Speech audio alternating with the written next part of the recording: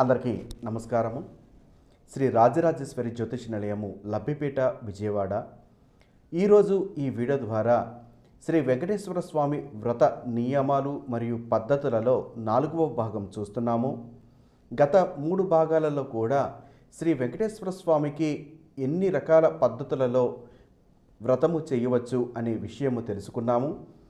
ఈ 4వ భాగం కానీ తర్వాత వచ్చేటటువంటి భాగాలలో శ్రీ వెంకటేశ్వర స్వామి పూజా కార్యక్రమము పూర్తి అయిన తర్వాత 5 అధ్యాయాలతో కూడినటువంటి కథలను చెప్పడము లేదా చదవడము ముఖ్యము. అటువంటి వ్రత నియమము మీరు పూర్తిగా చేసి పూజా కార్యక్రమము పూర్తి చేసి తదుపరి ఈ 5 అధ్యాయములతో కూడుకున్నటువంటి కథలను చెప్పుకోవడం అనేది అత్యంత ముఖ్యము. కాబట్టి ఇప్పుడు ఈ వీడియో ద్వారా 5 అధ్యాయాలకు సంబంధించినటువంటి కథలు ఎవరు చెప్పారు, ఎప్పుడు చెప్పారు, ఆ కథలు ఏమిటి అనే విషయాలు తదుపరి వీడియోస్ ద్వారా మనం తెలుసుకుందాము. ఈ వీడియో ద్వారా కూడా కొన్ని విషయాలు తెలుసుకుందాము. మొదటి కథను మనం చెప్పుకుందాము. సాక్షాత్తు శ్రీ వెంకటేశ్వర స్వామి విశ్వపతి అను భక్తుడకు చెప్పినటువంటి కథ. ఈ కథని మనం తెలుసుకుందాము.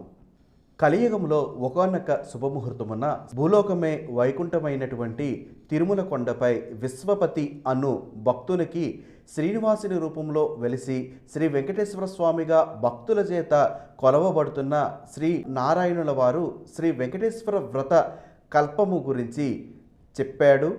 ఈ వ్రతమును రచించవలసిందిగా అనుజ్ఞ ఇచ్చాడు. అనుజ్ఞ ఇచ్చి ఈ విధంగా శ్రీ వెంకటేశ్వర స్వామి ఆ భక్తునకు చెప్పసాగాడు.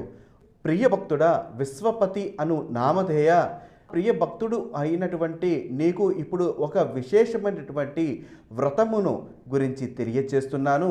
ఈ వ్రతము నాకు అత్యంత ప్రీతికరమైనది. అందరూ కూడా ఆచరించుట ఎంతో సులభతరమైనది. కలియుగంలో మానవులు తమ తమ పూర్వజన్మ ఫలాలను అనుభవిస్తూ అనేక పాపకర్మల కారణంగా అనేక కష్టాలను అనుభవిస్తూ ఉన్నారు. వీరిలో నా భక్తులైన కొందరు వారి వారి కష్టాలను నివారించవలసిందిగా నన్ను వేడుకుంటూ ఉంటారు. ఎన్నో వ్యయ ప్రయాసనొచ్చి తిరుమల యాత్ర చేసి నన్ను దర్శించుకుంటూ ఉంటారు. నా భక్తులంటే నాకు అత్యంత ప్రీతిదాయకము. నా మీద పూర్తి భారం వేసి ధర్మపదంలో జీవనం గడిపే వారి బాధ్యత నేనే చూసుకుంటాను.